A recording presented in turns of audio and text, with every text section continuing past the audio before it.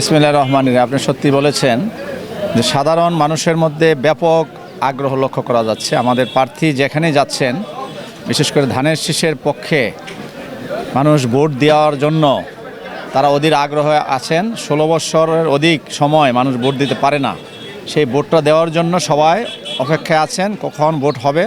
আমরা বিশ্বাস করি দলমতের ঊর্ধ্বে উঠে প্রত্যেকটা এলাকা থেকে স্বতঃস্ফূর্তভাবে হাজার হাজার লোক তারা ঘর থেকে বের হয়ে গিয়ে 12 তারিখে ইনশাল্লাহ ধানের শীষকে জয়যুক্ত করবে। আগামী দিনে রাষ্ট্র ক্ষমতায় ইনশাল্লাহ বিএনপি আসবে এবং আমূল পরিবর্তন এদেশের হবে এবং তার ধারাবাহিকতায় এই 18 আসনেও আমাদের মহানগরের প্রায় 12 জন নেতা রয়েছেন এবং যারা বিভিন্ন থানার আহ্বায়ক যুগ্ম আহ্বায়ক রয়েছেন, সকল অঙ্গ সংগঠন ঐক্যবদ্ধ আছে। ইনশাল্লাহ আমরা বিএনপিকে জয়যুক্ত করার জন্য সকলকে সাথে নিয়ে আমরা কাজ করছি এবং এটি পরিচ্ছন্ন, সুন্দর এবং যেখানে কোনো বৈষম্য থাকবে না, এটি আধুনিক ঢাকা 18 আমরা সকলে মিলে গড়ব, এটার সেই লক্ষ্যে আমরা কাজ করছি।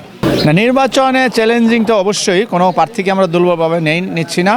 যারা প্রতিদ্বন্দ্বিতা করছেন তাদেরও প্রতিও শুভকামনা আমাদের আছে, থাকুক রইল, কাজ তারা করুক, জনগণের কাছে যাক। কিন্তু বিএনপি বিগত সময়ে দেশনেত্রী বেগম খালেদা জিয়ার নেতৃত্বে এই আসনটা ছিল আমাদের দেশনেত্রী বেগম খালেদা জিয়া নির্বাচন করেছিলেন এবং ওই সময় আমার ব্যাপক উন্নয়ন হয়েছিল। কিন্তু তারপরে 2-1টি রাস্তা ছাড়া যেটাও হয়েছে সেটাও জনদুর্ভোগ হয়েছে। কয়েক বছর লাগছে 2-1টা রাস্তা করতে, আর ওইভাবে কোনো উন্নয়ন হয়নি। এবং যারা আবেগপ্রবণ বলছেন আমাদের প্রার্থী বিএনপির ভীষণ এবং তার পরিকল্পনাটাই সে তুলে ধরছেন। যেহেতু সে দীর্ঘদিন এলাকায় রাজনীতি করেন, আমরাও দীর্ঘদিন প্রায় 30-40 বছর সকলে এই যে যারা ডানে বামে দেখছেন সংগঠন করে, এই এলাকার প্রতি তো আমাদের আবেগ অনুভূতি সকলেরই আছে। সেই আবেগ অনুভূতিকে ধরে রেখেই আমরা এই এলাকায় উন্নয়নের একটা জোয়ার ইনশাল্লাহ ববে এবং আমরা মানুষের চাহিদা অনুযায়ী, জনগণের প্রত্যাশা অনুযায়ী আমরা এই ঢাকা 18কে গড়ে তুলব ইনশাল্লাহ। ধন্যবাদ।